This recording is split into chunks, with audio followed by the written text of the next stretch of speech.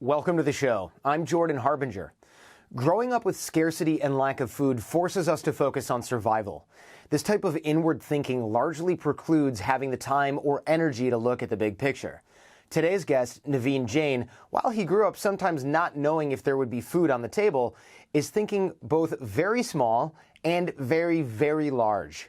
Naveen runs a portfolio of businesses being a serial entrepreneur. However, his primary endeavors include looking at our gut biome, at the bacteria that live in our gut, and their ability to cause or prevent disease. However, he's also pushing forward to get us to the moon. Yeah, I know we've been there, but Naveen wants to mine it for resources that are extremely scarce here on Earth because he knows these resources are key to human survival here on planet Earth. It sounds a bit like science fiction, which makes sense coming from someone on the board of both the X Prize and Singularity University. And today, we'll explore why the highly curious are the highly motivated, and how the ability to shift perspectives quickly trumps being smart any day. I've got a great network that includes people like Naveen. If you want to learn how I both nurture and maintain those communications with a huge number of people, I've got connections with great people all over the world that have led to fantastic opportunities, including running a show like this as my business. I'm teaching you all of this for free in 6-minute networking. It takes like 5 to 6 minutes a day, no excuses. It's all at jordanharbinger.com/course. That's jordanharbinger.com/course. In the meantime, here's Naveen Jain. You know, a lot of people have been asking me to have you on the show. They're like, have this guy Naveen Jain. Do you know this guy Naveen Jain? And I started to do the research, and I thought, okay, he runs 3 companies, or is it only 3 companies, or I'm forgetting a few here? I'm listening. Okay, and then you have 3 kids. Yeah. Are you aware that you have 3 kids? I don't know. You have 3 companies. I don't know if you can pay attention to all those things at once. Yes, I do have 3 kids. Yes. Yeah. And the reason I know them is because I'm just so proud of them. Of all the things I have done in life, if you were to ask me what's one thing that I would just absolutely say is my biggest accomplishments, I would say that what kids are actually doing is not who they are, but what they actually stand for and what they're doing is probably one of the best things I've ever done. So there's not like one kid that you would trade for a better company? Also, it's interestingly is that our oldest, I was just, amazing. I mean, he's 17-year-old when he started Kairos Society to help all the college entrepreneurs around the world. Became the largest college entrepreneurship thing. After he graduates, he starts a company, sells a company, and now focused on affordability. So affordable housing, affordable childcare, affordable senior care, and really looking at how can we as entrepreneurs find the technologies to help the middle class actually live a better life. So unlike a Silicon Valley, we're just so much into technology. So technology looking for a problem. He comes from saying, here are the problems that everybody feels. The millennials graduate from college. They can probably pay for the rent, but they have no money to pay for the deposit. How do you solve that problem, right? So it's really looking at the real life problem, solving that. Our daughter graduated from Stanford, and she's Stanford STEM Fellow, Stanford Mayfield Fellow. She is in the board of Stanford Women in Business, Youth Ambassador for United Nations, right? But what I'm saying is all she cared about was women empowerment. And what she do? She works at the AI company to remove the gender bias for hiring. So that means they found their own niche. Our youngest one is now graduating from Stanford this year, and he became a Schwarzman Scholar because he really wanted to see that as we are growing as a world, humanity together, the political divide is separating the geographies. Sure. Entrepreneurs knows no boundaries. It is the political boundaries for politicians. Can you bridge that gap? So he's a Schwarzman Scholar going to China at the Tsinghua. So none of them work for you? None of them work for me. Do you think any of them would consider working for you? I would be very, very disappointed if they actually were to say, hey, Dad, can I go do the things with you? Really? Why? Yeah. For a very simple reason, because I want them to be going out and doing their amazing things. It is about, there's so many problems in the world. If the 2 best minds have to work on one problem, that means at least one of them is unnecessary. Fair enough. Okay. It seems like there's a lot of pressure, not necessarily from you, but upward pressure to become an entrepreneur in your family. Actually, to me, the entrepreneur is not about starting a company. Entrepreneurship actually is about solving a problem. So our daughter did not start the company. She joined the company when she was, under 10 people. Now there happen to be 150 people. But so in true sense, that's not entrepreneurship. That was simply about, are there other people who are focusing on the same goal, and can she join them to essentially pursue the mission? That's interesting. So you don't think that, because I think that right now there's a lot of kids, kids and adults, that think, I have to start a company, I have to be an influencer, I have to be my own boss, otherwise I'm not an entrepreneur and I'm not doing something important. But really it sounds like what you're saying is you can join another cause and that still makes you entrepreneurial. You don't have to be the guy whose face or the gal whose face or name is on the building. Agree. So to me, I divide the human beings into three types of people. People who think of a problem. Every one of us are really good about that. So let's call them like identifying a problem. Identifying them. So we call them human beings, right? And the people who are really, really smart, they come up with a solution to that problem. We call them visionaries, we call them whatever you want. And there are only one group of people who go and say, let's go solve that problem. Those are the entrepreneurs. You could be working for a large company and you focus on solving a problem, you are an entrepreneur. We can call them intrapreneur, whatever you call it. But fundamentally, an entrepreneur is someone who can go out and solve a problem. You're a problem solver, and that's an entrepreneurship to me. Yeah, I like that. I can imagine that. So how did you eventually develop this entrepreneurial mindset? Because it's not, I know you grew up in India, you grew up relatively poor. Your father doesn't sound like the type of guy who went, look, you're bound for great things, you're gonna build a big company, go for it. It was kind of the opposite. So, it's somehow these people have this idea of one fine morning, it just happens. To me, the life is a set of accidents and they just happen. And life is this continuum. And sometimes we go back and rewrite the history and say, aha, I know exactly what happened. The point is literally you think about it for a while and suddenly the last thing that happens is not really the one that made you do it. It just happens to be the last thing that you say, okay, fine, enough is enough now, so right? you can identify, it's the straw that broke the camel's back. Yeah, but not necessarily the thing the camel's back wasn't already broken. So I think in that sense, my brother went and started a company and, he was just doing it. And at that time, I just thought, oh my God, that just thing is not something for me. And I'm just going out and doing things. And it just so happened, I was at Microsoft. I started at Microsoft very early when Microsoft was to some really tiny company and nobody really knew about it. And I was at Microsoft and this internet thing was coming along and I'm seeing this Yahoo is coming along and these companies that you probably won't even remember. You're way too young. Lycos and Excite and Magellan. I mean, you probably say like, whatever they are. Vista. Oh, well, it's much later, much later. But anyway, so I just start thinking that, this thing is really something fundamentally could change the way we live. And I wanted to go out and do something. And essentially I quit and I started this company. I wanted to go do something on the internet. And the fact is I really didn't know what. And that was the interesting thing is that I quit the job without knowing what I was going to do. And then I spent the weekend just trying to figure out what is it. Now I have no job. I have no job security. What should I be doing? And that I think to me is really the lesson that I learned was people who try to find something while they're still there is literally having 2 feet on 2 separate boats. And I know what happens to them. They normally fall in the water. Right? You have to cut the umbilical cord. Unless you're willing to cut the umbilical cord, you're always doing a half-hearted job on 2 things. So if you're starting a company, you're working and in the evenings you suck at work because you're not putting all your efforts there, and you suck at the thing you're trying to do because you're not putting all your effort there. So to me, if it's worth doing, it's worth giving every iota of your brain cycle to it. What if you have a family that you have to support and you can't quit your job, or you shouldn't, responsibly, you shouldn't quit your job while you're working on an idea that's unvalidated, right? And that is really the risk tolerance, right? So for example, we didn't have money. We had saved enough money just for about a year. And that's the savings we had.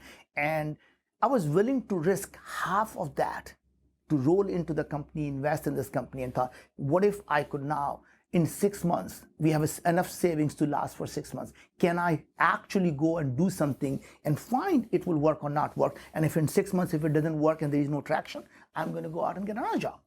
And that was the thing to me. Is it really, the point is, it's not like you're not going to get a job again.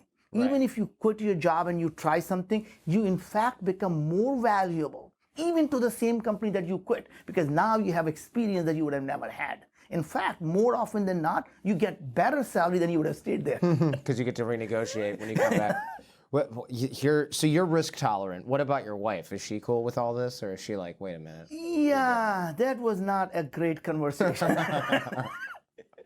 So here's what I'm going to do. We have enough savings for a year. I'm going to quit my job, take half of that, and throw it into this company, and then we keep our fingers crossed for 6 months. Yeah, so that conversation did not go well, as you can possibly imagine, right? Yeah. So there's some convincing to be done there. Yeah. It was more like a conversation you and Jen would be having. Yeah. I am pregnant. What do you mean you're going to quit your job? Yeah. Exactly. So she was pregnant at the time. Yeah. Oh, she must have wanted to throw you out the window. Yeah. Yeah. Oh my God. Irresponsible husband, as they call him. Completely. Wow. Well, she must be happy for you now. Yeah. Well, I think things that end well, really. Yeah.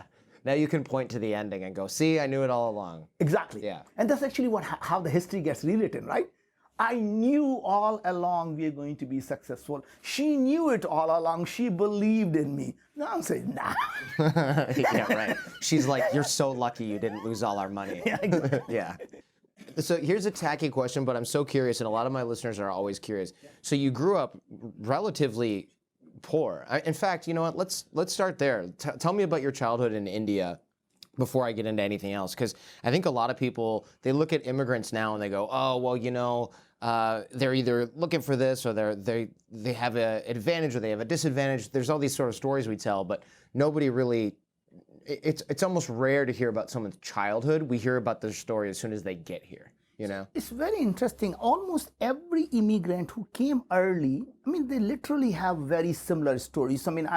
Sure, my story is my story, but the fact is all of us are like a slumdog millionaires, right? We all come here with almost nothing. And we come from the countries where there is not a lot of it. And my story is really about growing up with not a lot of food to eat, not having a place to stay. And so your family was homeless or something like that? Not really quite homeless, but the fundamental thing was that it was like we didn't have to be poor. So it was a decision that my dad made that caused us to be poor. What do you mean? So my dad had a job, and he was a supervisor for construction for the government, and his job was to build the buildings for the government. And India is extremely corrupt country, and the way they do that is they'll tell the contractor, hey, you don't have to use the cement, just put half sand and half cement. Oh, wow. A building is going to fall apart in a few years, but so be it. The money that you save, you give me that piece of that. I'm going to take my portion, give it to my boss. My boss takes his portion, gives it to his boss, and all the way to the top of the food chain, everybody gets paid. So everybody is happy. Now, what really happens is now the government realizes that everybody is going to take the bribe anyway, so why should we pay them a lot of money? So they pay them a tiny bit of salary, thinking go take a bribe. My dad decided that he wants to be an honest man. And that is really where it started. When he decided to be an honest man, obviously we didn't have much money. And it turns out that lack of money is rarely the issue, because we eat way too much. We don't have to eat as much as we really do. So not having food actually was never, I do not recall that was ever the issue. What really starts happening was every 6-9 months, my dad's boss would call the contractor and say, hey, I'm not seeing any money coming in here. Is he keeping all of it? What's going on here? Oh, yeah. And it says, no, you know what he's asking me to do? What? He's asking me to build the building to the spec. He's telling me to put the damn cement and build the building. And I'm thinking, if I had known I'm going to have that kind of a person, I would have never bid in this contract. I am losing my shirt. In government, you never get fired. You get transferred. So every 6 to 9 months, they transfer one place to another place. Every place we went, until we went to the most remote villages where there was absolutely no building to be built. Now he's not taking anybody's bribe away. Right. So they didn't really care what he was doing. All they cared was he didn't take someone else's money away. Right. So now we are in the most remote areas of the country where there is just no schools. There are no tables, chairs. You sit on the floor, and some elderly gentleman will get a pity on you and start teaching you. Oh my God. Right? Despite all of that, my sister went on to become a postdoctorate in applied mathematics. My brother has a PhD in statistics and PhD in computer science. Now, I'm the least educated person in my family who ends up just getting an engineering degree and an MBA. And then I came to this country with absolutely nothing. We had $5 in my pocket that we saved. And I was working for $3 an hour jobs. What was your first job when you got here? I was actually working as they call them an intern, but basically we're slave labor. We were getting paid $500 a month. And Where? In New Jersey. Oh, okay. Like doing what? So here's very interesting. I got this opportunity because they came to the college campus, and this is a story I have not shared with you, so I'm going to share. This is very interesting. So I'm finishing my MBA, and there is a company called Burroughs, which became ultimately Unisys. Oh, yeah. Unisys. They came to the college campus to recruit for the people. Obviously, they're looking for computer people, and so there's no reason for me to apply. I'm the guy who is engineering for industrial engineering, no computer background, and I'm doing now personnel management and labor relations. Nothing to do with this thing. So it sounds like you're completely unqualified for the job. yeah, so I don't apply for the thing. And I'm having a lunch with a bunch of buddies, and one of the guys, when they do these things, they make you take the SAT like aptitude test. And one of my buddies sitting next to me said, this is one of the hardest things. This company came from America. Their aptitude test is the hardest I've ever done. And I'm like, dude, how hard can it be? Yeah. And he said, have you done that? And I said, no, not really. He said, well, then you have no right to tell me it's not hard. And I'm thinking, this is just stupid. I'm going to go do the damn thing. So I go there and I take the test and I aced it. So you took the test just to piss off your friend. Just to piss off the friends, right? Now I get a call next day morning. And I said, we want to talk to you about being a computer programmer. I was like, what are you talking about? What's this computer thing? He said, we look at your thing scores. You got a perfect score. You have to be a computer science person. I said, I don't even know what computer it is. And now this guy thinks I'm just not messing with him. Messing with him. He said, do you know the difference between a bit and a byte? And I'm saying, of course I do. A small and a big. He said, there you have it. That gentleman is how I came to this country. Oh my God. So now I come to this country and they want to teach me to be a computer programmer. So they brought you over. Oh yeah. Oh, and wow. that's why they pay me $500. Oh, okay. So they go to India and they're like, we're going to teach you how to be an intern. And then they go, look, these guys will work for $500 a month. Yeah. And then they schlep you over here? Yeah. Wow. Yeah. And so I come here making $500 a month. And I'm supposed to be a computer programmer because if you're a brown guy, you're damn good at computer. I don't care what anybody says. Sure. They just automatically assume you're a brown guy, you're good at the computer. Right, but they got to give you that fake name for when you answer the phone. Like, oh, you can't say you're Naveen. You got to be like Tom. You ever call a tech support and it's like, hello, this is Tom, and you're like, no, your name is not Tom, dude. Especially when I call, it's like, my name is John. No, sir. Yeah, no. I mean, look, if your accent was stronger back then, for sure, you weren't pulling off John. All right. But interesting thing, I've always been Naveen, so there you have it. Yeah, that's perfect. That's so funny. So you started working here, and you grew up, I assume, with very little. If you're moving around so much, and you said you even had almost a lack of food sometimes. What was the first thing you got that you bought when you started making real money? When you started selling your companies. Because I'm thinking, if I grew up and I didn't even have food to eat every meal, what kind of thing did you dream of back in India that you never had that you finally were able to get? It's very interesting. Never actually, when you don't have something, you have so many dreams about once you make the money, I'm going to have a Rolex, I'm going to go buy this, or I'm going to go do that. It turns out all of the stuff just goes out the window. When you actually have it, you all of a sudden think like, why? You don't care anymore. Just because you can doesn't mean you have to, right? I drove my beat up Lexus truck. And you could argue I could have bought anything in my life that I wanted, right? Didn't need a watch because why I need to wear a watch? I just don't wear a watch. So point was, it just suddenly became unimportant. I mean, that's the same reason. It's not that I can't have a private plane. I just don't feel the need to have a private plane. It's a waste. It's a good way to go broke, as you know. And my point is, so a lot of the times all the things that people want because they don't have it, once you get ability to have them, you actually really want them, right? So these ideas of what I will do when I have money are simply because you don't have it. Because once you have it, you start thinking about what can I do with this that is more meaningful. And I think that change, everyone goes through that.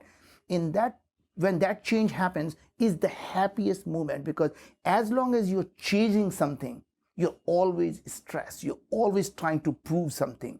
And the day you actually stop chasing, the day you become humble, the day you don't have to tell someone, you know what I drive, is the day you actually become successful. Yeah, that makes a lot of sense to me. Was there something you wanted as a kid that you later decided you don't care about? I mean, I assume at some point you were like, look, I want a pair of basketball shoes or like a boat. Honestly, just never went through that phase. And it was one of those type of things that I got whatever I enjoyed at that minute. Right. So not because oh my God, this is my childhood dream of having it. So now that I can, I'm going to have it.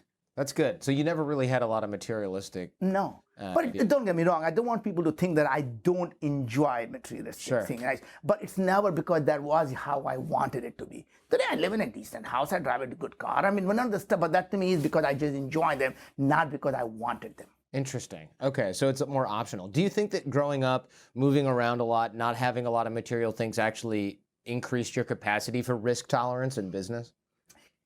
It goes both ways. When people don't have much, they somehow they start to believe the money is the only thing that matters, and they chase that until they die. Or for others, it becomes a thing. You say, look, what is the worst thing that can happen? This business is going to go broke. I'm not going to have food to eat. Been there, done that. Right? So it's literally, you can use that. It's just your mindset of how you start thinking about that. And to me, the difference between people who are successful and the people who actually are not successful is how they think. Right? It is not what they do. It is how they think. And I really hope that people realize that even the books have been written about 7 habits of successful people. And I really believe that is a misnomer. You never want to follow the habits of successful people. You want to follow their thought process, right? So, example that I always give, Tony Robbins takes ice bath every morning. You can take an ice bath 3 times a day. You're not going to become Tony Robbins. You become Tony Robbins thinking like Tony Robbins, not behaving like one. Yeah, okay. I can see that. And of course, I mean, mindset versus just blindly following habits is a common theme on the show.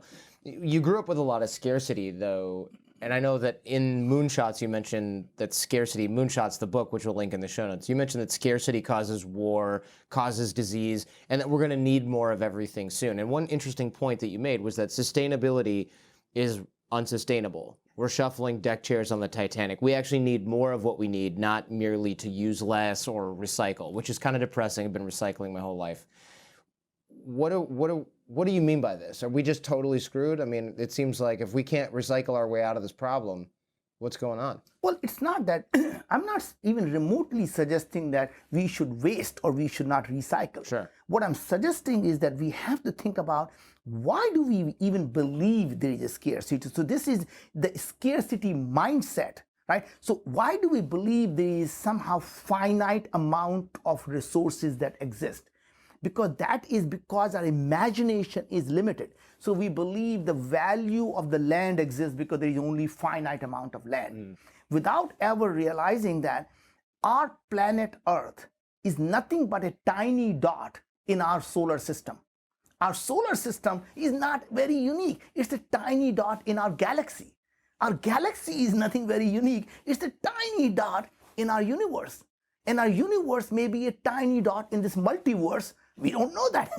The point really is the scarcity happens because somehow we believe this is the only planet that we can live on. And if we start to dig into that and saying, what if we could live on the moon? What if we could live on the Mars? What if we could live on Titan? What if we could live on Europa? Where is there scarcity? Right? Now people say, well, the energy is scarce because we only have this finite amount of this fossil fuel. Now, we all talk about renewable energy, right? Every 90 minutes, there's more solar energy falls on planet Earth than we use in the whole year. Simply a matter of conversion. And as you can see, the cost is coming down today to be at par in most places at distributed level. But the fact is, this is no different than just a couple of 100 years ago. The most scarce element on planet Earth was aluminum. Aluminum. Right? That's it was funny. the most scarce. In fact, it was Now so we throw it scarce away. Yeah. that on the tip of the Washington Monument, it is made of aluminum. We wanted the Britishers to know we have arrived. Look what we can do. In fact, when Napoleon hosted the King of Siam, He wanted to show how rich he is. He fed all his generals in the golden platter, all his troops in the silver platter. But for King of Siam, nothing else will do other than an aluminum platter. Wow. Right? And the reason was because we believed the aluminum is so hard. And the reason it was hard was, even though there was so much of it, it was always in the form of bauxite. And extracting aluminum from bauxite was very, very hard until the technology called electrolysis came about. And it became so cheap we threw it away. Now, what is that electrolysis of that solar energy? Right. So what's the electrolysis? What's the bauxite conversion of solar power? Exactly. And then when that happens, we're going to have unlimited energy. And the beauty of the thing is, once something becomes abundant, it becomes democratized and it becomes demonetized, right? And suddenly we don't fight over it. And I think a lot of people have this misconception that human beings are just greedy. It doesn't matter how much we have. We want more and we're going to fight over it. It turns out we actually humans are generosity is built into our DNA. We all realize as a part of evolution, when our tribe died, we died. We wanted to take care of each other. That's the only way we could survive. Now, here's the interesting part. We all could sit in the stadium behind us. You see that Levi Stadium? 70,000 of us could sit there, enjoy a game. And we never slapped the guy next to us and say, hey, you're breathing my air, it's my oxygen. Why is that? Because we inherently believe air is abundant. Oxygen is abundant. It's free. Everybody has it, and we don't value it. Now, what if energy was the next air? What if food became the next air? What if land became the next air? What if the fresh water became the next air? Right? And now I can go through and say, how do we get there? Now, it's not just about solar energy. What if you can start to get the helium-3, a small quantity of helium-3, which you can get on the moon, you can get them on any other asteroids, is simply a isotope of helium that a small quantity could power this planet for generations using fusion energy. And most people were saying, did he say fusion energy? Is he that dumb not to know that there is no fusion reactors right now? No, I'm not. But the fact is helium-3 is not there either. It's going to take us 5 to 10 years to get the helium-3, just as it's going to take that long to get the fusion reactor going. When somebody has built a fusion reactor, what are they going to swing? Does someone have helium-3? Right. Oh, shoot. Call Naveen. We need more helium-3. Exactly. We built the electrolysis. We don't have any bauxite. Exactly. Yeah. So now you want to be where the soccer ball is going to be, not where the soccer ball is. Right. I think we use a hockey analogy. I know puck. I know I was going to say puck, but I didn't say puck. I think most people don't get that. Yeah. It depends on the audience, right? The European audience, it's the football. The American audience, it's the puck. Right. So you mentioned in Moonshots that moonshots, entrepreneurs are our greatest resource, those taking a moonshot. Tell us what a moonshot even is, in your opinion. So to me, what I really meant is the biggest, or I would say the most scarce resource on planet Earth really is dreamers. The dreamers are the ones we just don't have enough of. Now, to answer your question, to me, a moonshot is an audacious goal, something so audacious that people believe on the surface it is impossible, right? And most people, once they believe something is impossible, it becomes impossible for them and no one else. That means you take yourself out of solving that problem. So the more people they believe is impossible, now you have less and less competition to doing that. As a matter of fact, one of the things I learned is it's easier to solve a big, massive, audacious problem than to solve a smaller problem. Why is that? What do you mean by that? Yeah. So if you go and say, I'm going to build an app that's going to help me find a roommate. People say, oh, great idea, Jordan, go enjoy. Now, if you tell someone, hey, I'm going to go out and make illness optional. People say, what do you mean by that? Imagine living in a world where chronic disease is simply a matter of choice, not a matter of bad luck. Who would choose to get a disease? Right? Who would choose to get a disease? Yeah. Everyone says being healthy is a choice. You heard that? Being healthy is a choice, sure. So what do they really mean? Being sick is a choice, right? So my point is, we make those decisions every day. whether it makes you healthy or sick. I'm going to come back on how you make those choices. Yeah, because a lot of people get sick. It's not their choice. Aha. Yeah. So that's why I say when you say disease, I mean the chronic diseases. I don't mean the infectious diseases. Okay. You and I don't make a decision to get a flu. Sure. But you rarely come home and say, you know what, Jen, last night I was out with the boys. I think I might have caught diabetes. Right? Or you say, I think I might have caught obesity. Have you noticed that? I have been gaining a little weight. Yeah, but my point is you didn't catch obesity. You don't catch diabetes. You don't go out and catch depression. You don't go out and catch anxiety. You don't go out and catch autoimmune diseases. These are the chronic diseases that happen over a long period of time, and they all happen because of certain lifestyle, right? So the idea really is, if we know what is causing them, and what if you know what to do about it, and you have actionable thing you could do. So let's assume you're gaining weight. Yeah, gaining weight. Yeah, right. We don't have to assume much. We can just observe.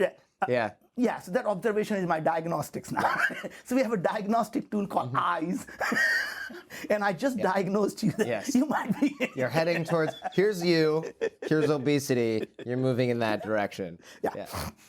So I'm almost like a doctor now. I'm diagnosing. Dr. Naveen. Right. So now, but seriously, but the point is, now let's assume somehow I could tell you this is what you need to do to stop gaining weight and reduce your weight. You need to stop eating spinach. You need to stop eating kale. You need to stop eating apple. No problem. No, but here's the thing. Now, once you know what needs to be done, and let's assume scientifically we can show you why you need to be doing that, and you continue, you say, no, I'm going to do that. I'm going to keep eating them. That's a choice. That's a choice. Got it. Right? So once you know what is causing it, you know what action you need to take, and you decide not to take them, that's what I mean by it's a choice. Got it. Okay, so you're still attributing responsibility to people for their bad choices. That's right. I can get behind that. Yeah. Yeah, okay, perfect. Right, so let me continue the thought. So a thought is, when you go out and say that's what you want to do, amazing things happen. The world's best and the brightest want to help you solve that problem, because that problem is worth solving. That is the reason someone like us, we were not in the healthcare expert. The top person in artificial intelligence, the head of Watson Research, says, that problem you mentioned about making illness optional, I want to be part of that. I don't need to make the money that I'm making at IBM. I'm going to come and help you solve the problem. The best and the brightest people who understand the human biology, they want to work on solving the problem. And that's literally what happens. We ended up finding the technology at Los Alamos National Lab. We ended up finding the person who was working on a biodefense project to understand if a bad actor were to get hold of something, how would we know what's making us sick? He said, I know exactly what makes people sick. I can get you that technology. I can tell you exactly what needs to be done. These best and the brightest came together because we had that moonshot. And that is what I mean by that is the best and the brightest are not going to come and say, I think I'm going to help you write this app. Yeah, right? You're right. And that's what I mean is that it suddenly becomes amazing and easier to solve because the best minds want to work on the most audacious problems. That's a good point. And it goes to your point also in Moonshots about extreme nearsightedness. Tell us about that, because I feel like extreme nearsightedness is something that you see this when you watch the news. They go, pretty soon you're going to be able to do this. And you go, wait a minute, who cares about being able to check my email on the phone? Like, what about being able to send data on all these other things on the phone? Like, in fact, I think data on cell phones is an example that you actually gave in the book, now that I think about it. Yeah. Tell us about this nearsightedness problem. So it's very interesting that way back when there was, we used to have, you probably won't remember, Jordan, flip phones. The Motorola. I'm 39, man. I know about flip phones. Larry King still has one. Right. Star Trek phones, you flip them and they're like, that was the fancy phone. Now, at that time, this was now in late 90s. In year 2000, this is 7 years before Steve Jobs announced iPhone. I am on record and I'm interviewing at Washington Post with a lady named Leslie Walker. Leslie says, what do you think you're doing that is exciting? And I said, imagine one day we're going to have a phone. We're going to be able to get our email on that phone, our contacts on their phone, the weather and the stock code. And imagine when you drive by the Starbucks, you'll get the Starbucks coupon. And someday we're going to use our phone to make a payment instead of using a credit card. And she looks at me and says, not in our lifetime. And I called her 7 years later and I said, Leslie, I hope you're still alive because it's happening. Right? But my point was, now it's not, now interesting thing is, it's not that I had some crystal ball of that, oh my God, I had this vision one day in the night when I woke up in the morning and God showed me this stuff that is going to come out. No, to me, it was simply a way of thinking. So in those days, anything that I said was really not a surprise. Everyone used to carry this thing called Palm Pilot.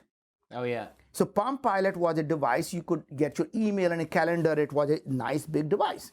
The people used to carry the pagers, right? Pagers is how you communicated. And they had this flip phone. And everybody kept thinking, the phone is the phone. How are you going to get the email and the tiny screen? I was thinking, why can't you put the phone on the Palm Pilot? Right, yeah. Right? And so it wasn't like a lot of imagination other than simply thinking, if they can come together, people think Palm Pilot needs to become phone. I'm thinking, why can't put the phone in the Palm Pilot and you're done, right? And that's literally what Steve Jobs ended up doing. In order to predict the future like that, though, and you say this yourself in Moonshots, entrepreneurs have to have their feet in multiple technologies. So, for example, self-driving cars. Tell us about this. This is an interesting example because you're right. Self-driving cars have all this different technology that was not designed for self-driving cars, and they all sort of come together. They converge, right? For this thing that's going to change the whole world. So it's very interesting is that a technology, until it becomes, or I would say, let me repeat, not just the technology, especially the artificial intelligence. It is always this mystical thing, but once actually it becomes a reality, we all look at it and think, down, right? People talk about robots in the house, and people say, I don't want the robots in my house. You remind them, what's a dishwasher? Yeah. Dishwasher is a robot that's in your house cleaning your dishes, right? But people don't think of it as a robot. People say, self-driving car, including our brilliant president says, I will never get into that car. Mr. President, the plane that you fly in is also an autonomous flying vehicle. So just in case you're wondering, you do use that, right? Yeah. But it's no longer people think of, self-driving car and no longer, I may say after 737, you want to talk about that. But the fact is, the planes have been self-flying for the longest time, right? Autopilot has been on the planes for the longest time. And it is one of the safest things. And we fly every single day. So interesting thing is, the technology for self-driving, as you mentioned, has been coming along. You remember, even 5 years ago, we started to see the brakes, basically we assisted brakes. You could start to see the lane change. People would beep, beep, beep when you're trying to change the lane. When you get too close to a car, it starts to beep. All these are self-driving features that have been coming along. And now we're starting to put all of them together, and suddenly you say, oh, we got a self-driving vehicle. But interesting thing about that is the implication of a single technology is not just what you see primarily, what is the secondary and tertiary implication of the technology. So for example, self-driving car, it's pretty obvious how it's going to disrupt the automotive industry. The idea of owning a car probably will go away. But that is just one industry, and you say that's really the implication. What you don't realize is, if the cars are constantly communicating with each other, now more cars can drive much closer to each other. Sure. That means you don't need to build as many roads. So what happens to the construction companies?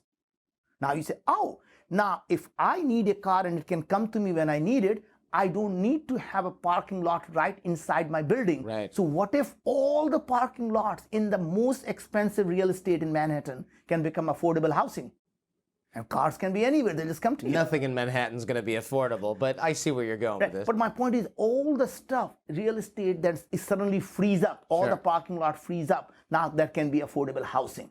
But now, if you start to see now how the virtual reality comes to come together, that means your car becomes your office, your home becomes your office. Do you really need to be even driving to the office? Do you really have to live in close to the office anymore? What if the office can be created in a virtual room?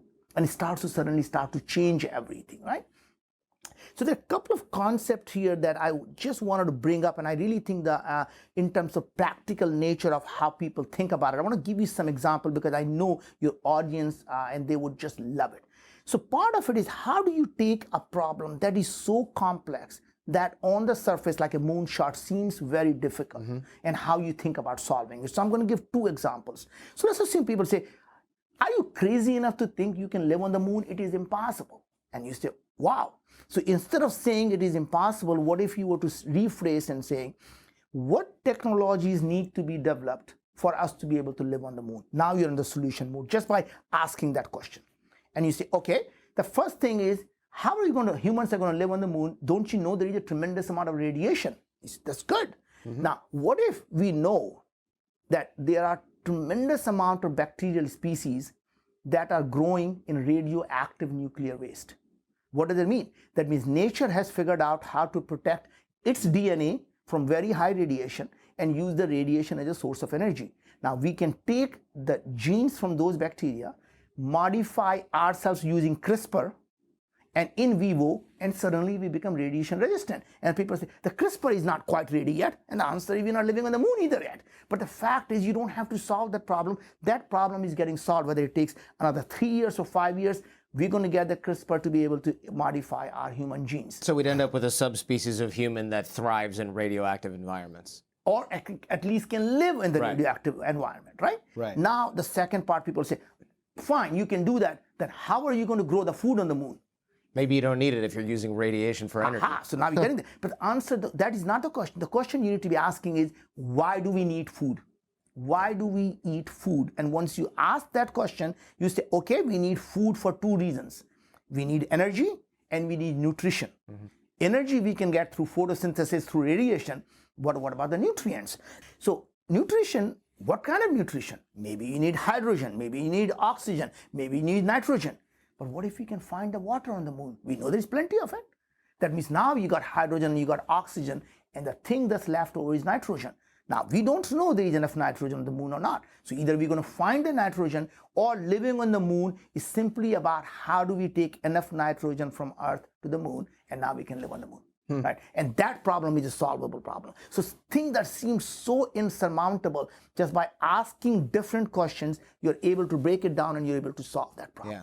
So that's a concept I really think you can apply to almost every single complex problem that you're looking at. This is fascinating. So what are some of the more exciting developments you think are coming in like the next 10 to 20 years that you think are at near certainty, as much as one can? So, I mean, look, so first of all, there's several things, and I'm going to answer your question on just do one more concept that I really think is important for any entrepreneur.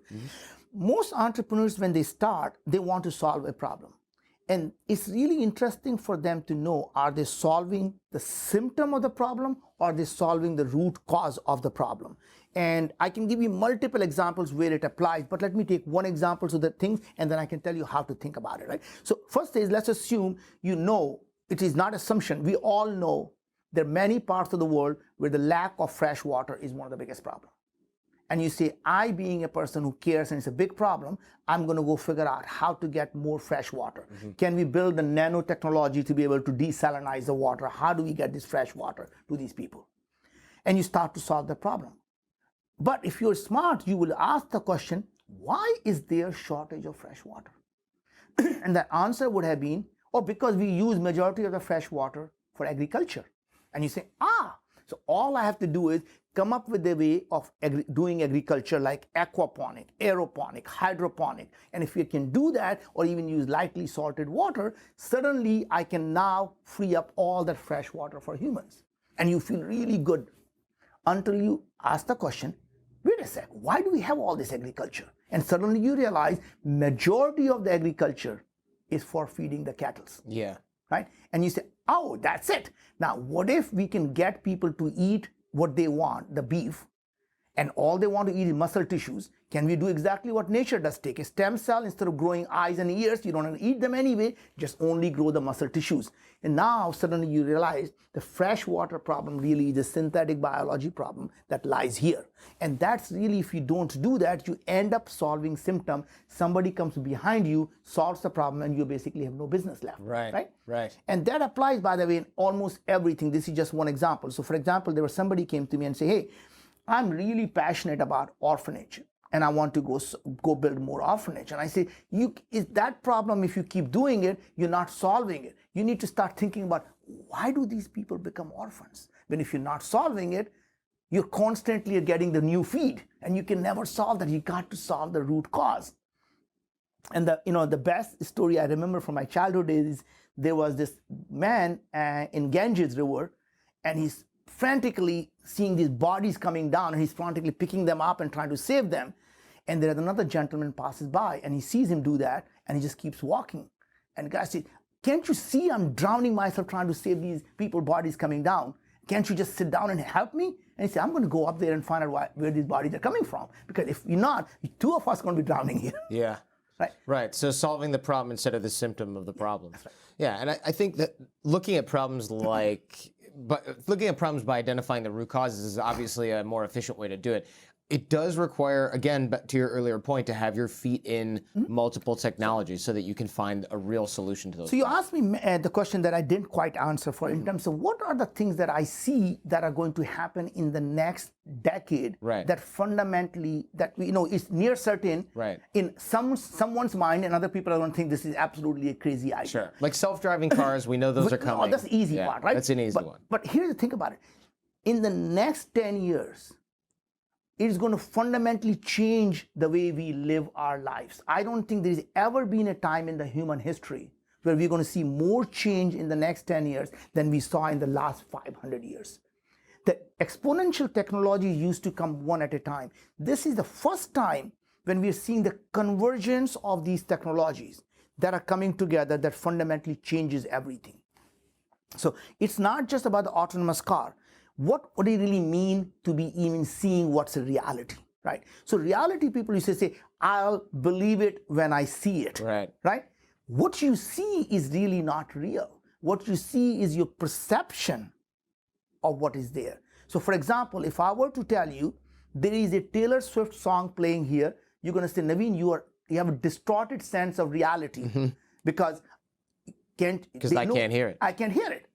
Now, if you put a shortwave radio here or FM radio here and you hear it, how is it suddenly coming here? It has always been here, except our auditory cortex cannot hear that wavelength. Right, good point. Yeah, thankfully. Thankfully, right? Yeah. But my point is, same thing also happens what you look at. We don't see the infrared. We don't see a lot of the wavelength.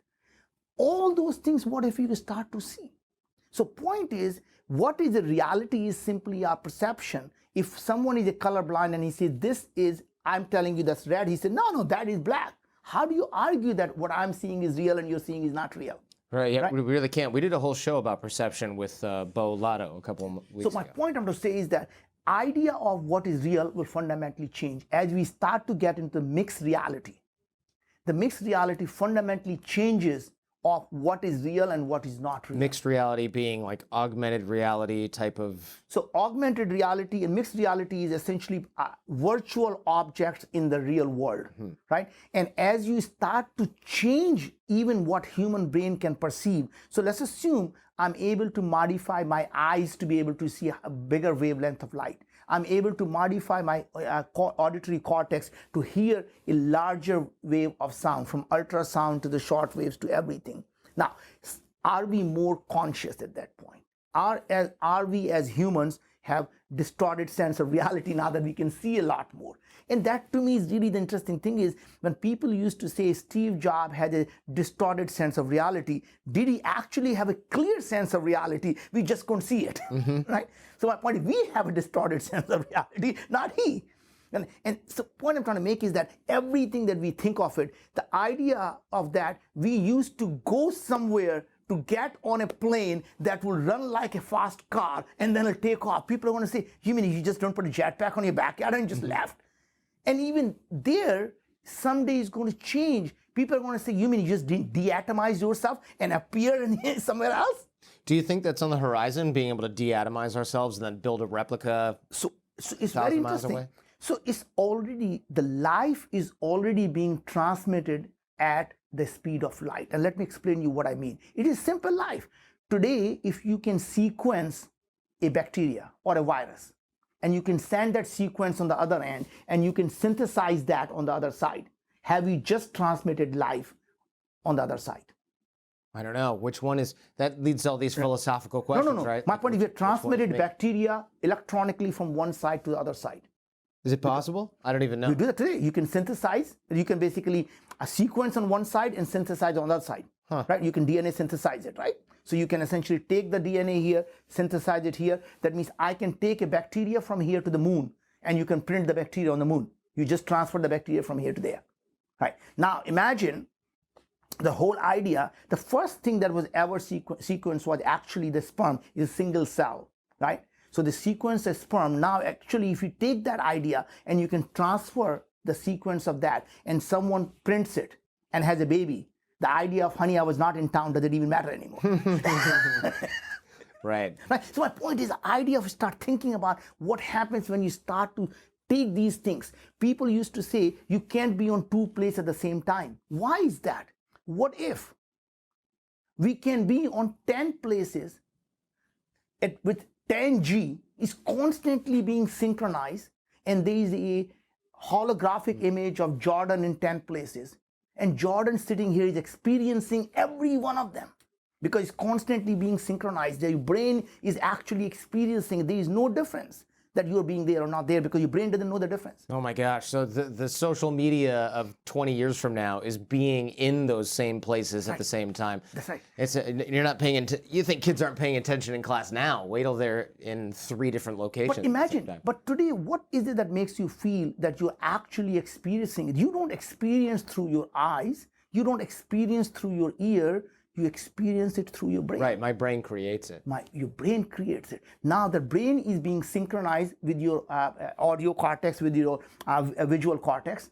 What if those cortex are sitting somewhere else and your brain is still synchronizing it? It doesn't know what input it's getting. Right, that's a good point. So basically, I'm a software as a service. Right? So you can now be in multiple places experiencing the same thing. Your brain is experiencing as if it is happening. And that, by the way, is starting to happen today in a virtual reality.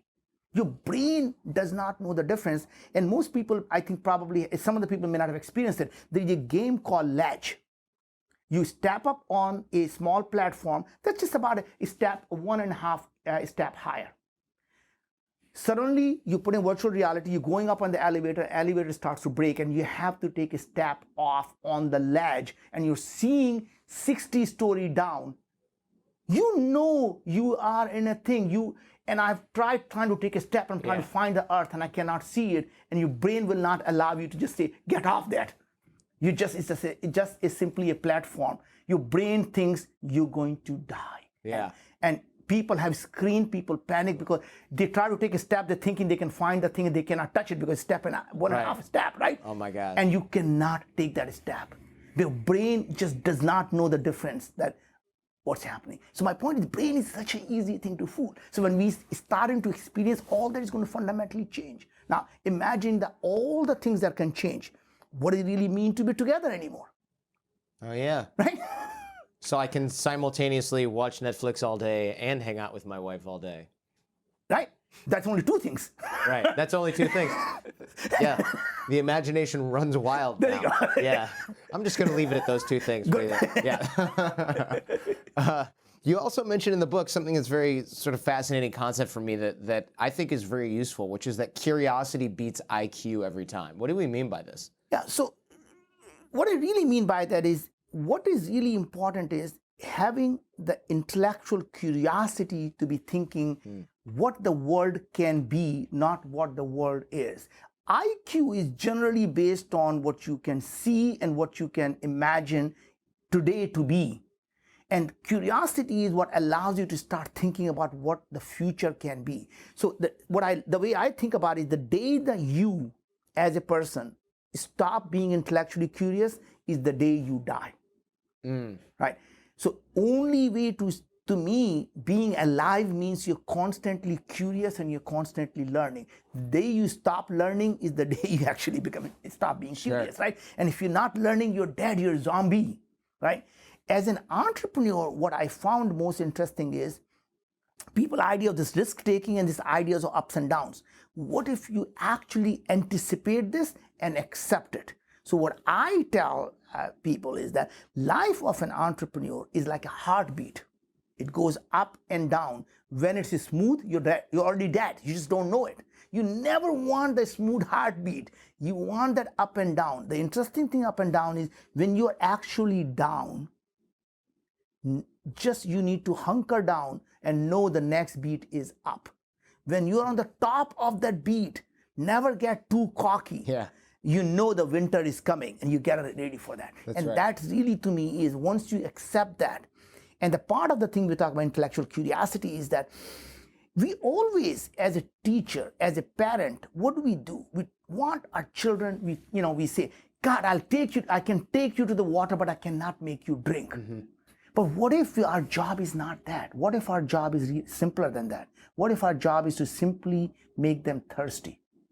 If you can make them thirsty, they will not only find their own water, they will drink. And that thirst is what I call intellectual curiosity. Now, how do we develop that? How do we develop that in ourselves and in other people? So that is, interestingly, is first of all, so I can tell you that what we did, I used to do with our children, was allowing them to imagine of how different things can possibly be connected. So one of the things I used to do when the kids were young, people would read the stories to our children. What I used to do was very different. I would sit down with them and at the night and say, take these three objects, a tree, a building, and a frog. Tell me a story that brings all three together. So you're having them create the story. Having them find these connections that nobody sees them. How do you connect that frog to the building, to the tree? You start to imagine what can possibly be. And those connections allows you to start be creative and imaginative. Interesting. So the more we create or force ourselves to create solutions, the more we develop our curiosity. Is that what you're saying? No, the more we develop creativity. The curiosity is wanting to know why. And the children are inherently curious. You remember, do you have any kids? Not yet. Okay, so interestingly, when the kids wants you have, they get to two, it doesn't matter what you tell them. They say, why? And you answer the why, then say, why? And they're curious, they want to know every why. And what we do as we grow up, we actually shut their curiosity down.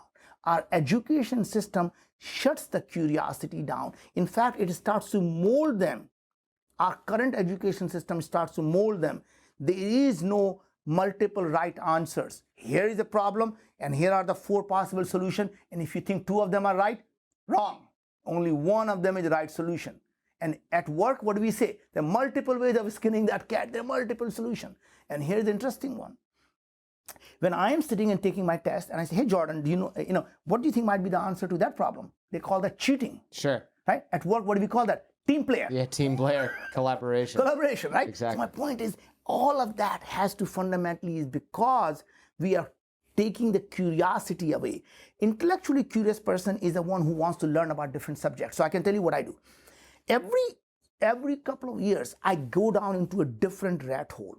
So I can tell you a decade ago, I was just into neuroscience. I probably must have read at least 30 books on neuroscience. I probably met 20 neuroscientists. I wanted to know how human brain works. Then I got into genetics. Then I was going into nanotechnology and just constantly wanted to know. And I know I spent 2 years just learning about cancer because I was just curious. How is it the cancer can grow in the body and our immune system doesn't kill it? So I wanted to know that how this we call homogeneous, and the more I realized it was actually cancer is an organism that's heterogeneous, is constantly morphing itself to keep itself away safe from the immune system. And it was just not that because I had anybody that was worried about cancer, I just was curious. And interesting thing is all these data things, all the things that I learn are simply the dots I collect. And when I keep collecting these dots, and I read by them a lot. So I spend about 3 hours every day in the morning just going through research on every different topic. And I keep collecting these dots. And someday when I'm thinking about a problem or I read something, I say, oh, that was a missing piece. I need to solve that problem, right? So it literally allows you to say, when I'm reading a particular research, what does it really mean to what I'm doing right now? You mentioned the ability to shift perspective is better and more useful than just being smart. So how do we develop and work on the skill of shifting perspective? So it's part of it, as the examples I gave, asking a different questions, right? So first of all, learning to be comfortable to be different, right? So most people feel if they are different, they feel outcast. They feel they are no longer part of that group. And to me, it's all of the innovation always happens or done by the people who are on the edges. In the bell curve, it's the middle of the thing never does. They are always going to be the middle of the curve. Sure. It's the people on the both edges are the one who end up innovating. So it's okay to be different. For me, it's very interesting is that I don't look like most people in this country. I don't talk like most people in this country. I still have that strong accent. Yeah, right? You do. Certainly do. And my point is, I'm okay with that. I didn't go out and say, I need to hire a speech therapist to teach me how to talk like everyone. I think that's an advantage for me to be that different, because for everyone else you can interview, you can almost pay 50% of your brain cycle, pay attention, and you still can understand them. And by having such a thick accent, if you're not giving me 99% of your brain cycle, you have no idea what I There are just said. plenty of people who decided early on to give you 0% attention, I think, after the accent, because they went, look, it's too early for this. But I think the rest of us are well rewarded for that. But you're right. Yeah, good. Maybe I'll develop an accent. What do you think? No, but that's only Scottish? No. Idea is to be different. It doesn't matter. I'm saying it's accent, whatever it is. In any corporate structure, if you're like everyone else, you're going to be in the bottom of the pyramid. Sure. It takes one person to be on the top. And what is the difference between that person on the top and everyone else? He's different. And different doesn't have to be a thick accent. Different can be any number of ways that you're different. Sure. So all I'm saying, embrace that differentiation. That goes to your point about experts never being the ones who disrupt. Experts and people who are well-versed, or I should say authorities on a certain subject, they're never the ones that cause disruption. Why? What's going on here? So once you are an expert, the best you can do is to make something incrementally better. Mm-hmm. So being an expert means having a foundational knowledge of that area. If you're a non-expert, you're able to actually challenge the foundation because you don't have that taken for granted because you're not an expert. And that's where you get 10x or 100x disruption. Mm-hmm. So if you are a novice or a non-expert, you are able to challenge the industry and able to make something 10 times better, not just 10% better. Why is that? What is it about disruption and moonshots? So one is because I said, experts take the foundational knowledge for granted and they're able to incrementally make it better. Non-experts come in and completely change the foundation and they're able to rebuild that foundation that makes it 10x better. So I can give you two great examples of that. When I started a company called Moon Express, everyone believed that to go to the moon will cost $1 billion, which is what everyone thought we could do. We thought we could go out and do this for $100 million because the technology is on an exponential curve. It turns out we were able to do it for $10 million or under $10 million because we rethought that why do we need to build rocket? What if we only take a small rocket that costs only a couple of $1 million and put on top of that another rocket and lander that can go from there to the moon? Because once you got out of the gravity, you don't need a big rocket anymore. Mm-hmm. And that mindset change got our cost of going to the moon that we're doing next year under $10 million, right? Wow. Same thing happened in the healthcare. I started Wyoming. Did you say you're going to the moon next year? Not you, but Moon Express is going to the moon. Yeah.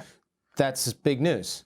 Well, part of it is actually, you probably have seen it, that NASA just awarded the 9 companies they selected $2.6 billion contract.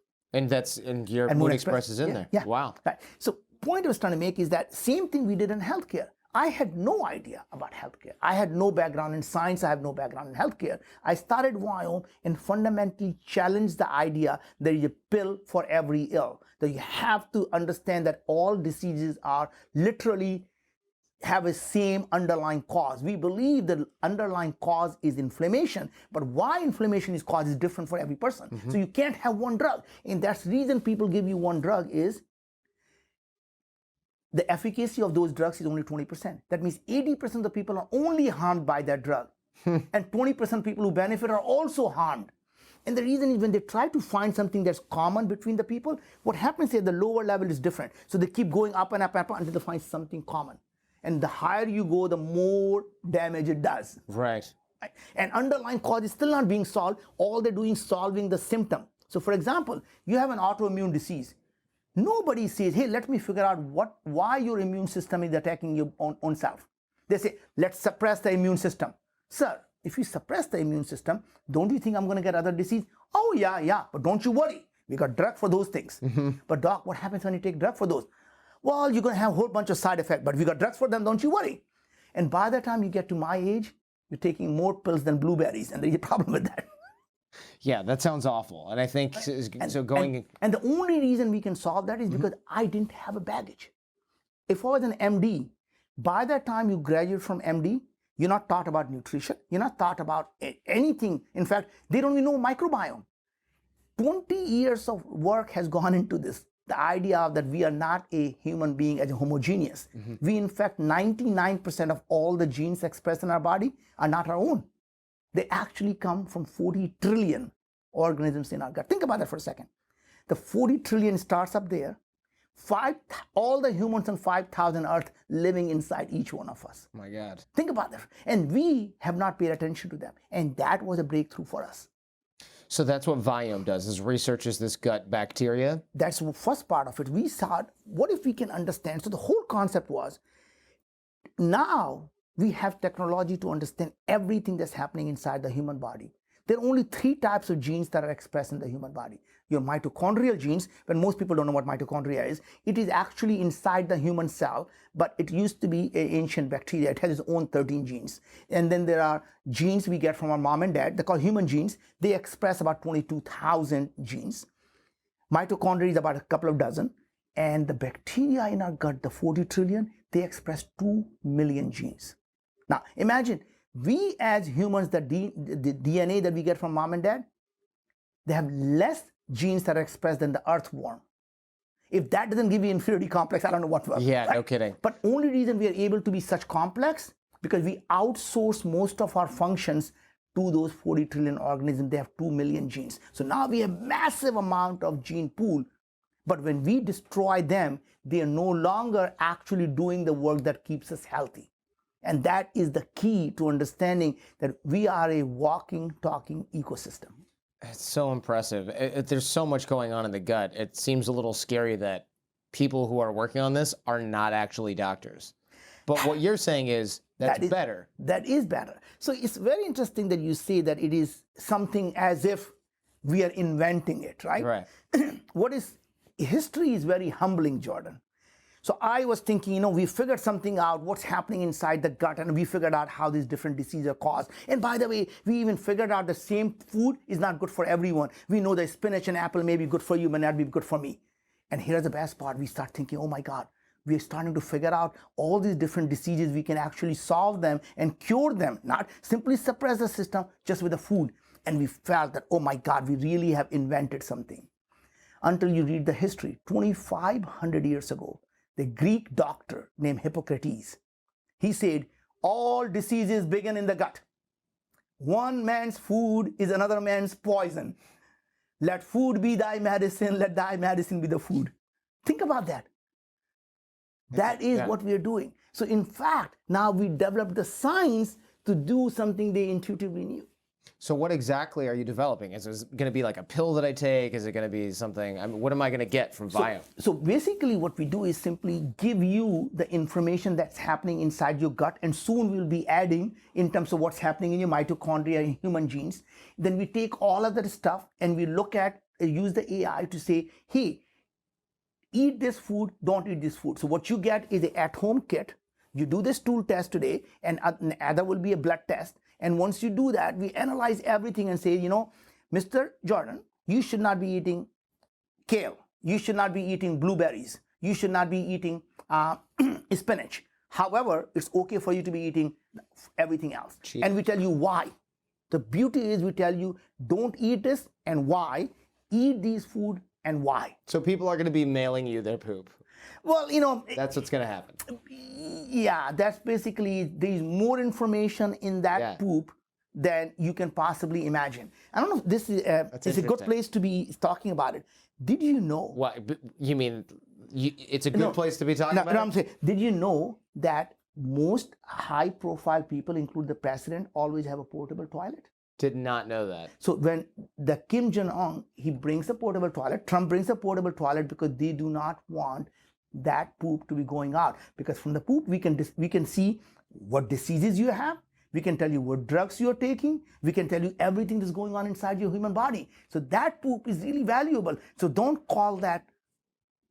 Don't call it shit. That's interesting. So world leaders, they bring their poop with them. Whose job is that? That's the intern job at the Secret Service, carrying the poop, the portable poop briefcase. Jeez, I did not know that. Are you sure about that? Oh yeah. That is completely bonkers. Wow. So every world leader pretty much, like there's a cutoff though, right? Certain world leaders, they're not at the level. So you and I are probably not carrying our portable toilets. No. I don't care who has my bacteria. If you want to steal my poop, you can go right ahead. That's unbelievable. So theoretically, somebody could take someone else's poop, send it to Viome, and they've got a whole read on that person. The new espionage, stealing There you go. That is really the great spying. You can say, now we know, not that just people believe our president may be crazy, we actually can prove our president is crazy. That's right. Where's the data? It's right here in this bag. Unbelievable. When do you go to the moon? Do we know yet? So we're going to be actually launching our first mission to the moon second half of next year. And what happens when you get there? You're going to the moon and then what? So obviously the first mission is going to be a robotic mission for us to be able to know that we have underlying technology to be able to land on the moon, hop on the moon, and to be able to explore the moon. And then the second part would be to understand that how can we take the water on the moon and to be able to create hydrogen and oxygen. That means now we have rocket fuel and you also have a fuel for humans. And then now how do we create the habitat for humans and to be able to start living on the moon? That's so crazy. So you're going to send this robot to the moon, it's going to stay there and never come home, I assume. The first one is going to be a one-way ticket to the moon. Wow. And that's just the beginning. That's the beginning. And I really believe you're asking me that in the next 10 to 15 years, we as humans are going to become a multiplanetary society. We'll be living on the moon or the Mars or moon and the Mars. In the next 20 years, there's going to be a baby born on the moon, and parents are going to be looking at the stuff and saying, look up, we come from that planet. That is crazy. I don't know if I could do it, but that's for future generations. They might be excited about this. But we all, at the end of the day, we are all explorers. We explored the 7 continents of this planet. Think of the moon as our 8th continent. Why wouldn't we want to explore it? It used to take months going from one place on this planet Earth to other place, and we still explored for 90 days. And you think for 3-day journey to the moon, we just don't want to do it? Yeah, good point. I didn't realize it was only 3 days. I think the problem is when you get there, the internet's really slow. I think that's the real idea. That's only slow today. It's not going to be slow tomorrow. We're going to have very high-speed internet. Think about what if you had all the high-speed internet and you're able to be connected. What's the difference between you and I living here in Bay Area and someone living in Sydney, and we are able to have the same conversation? That's going to be yet another Sydney where nowhere wants to go. True. Yeah, right. With nothing to do. Yeah, exactly. Yeah, it might be. Good point. Did I say Sydney? Or maybe somewhere.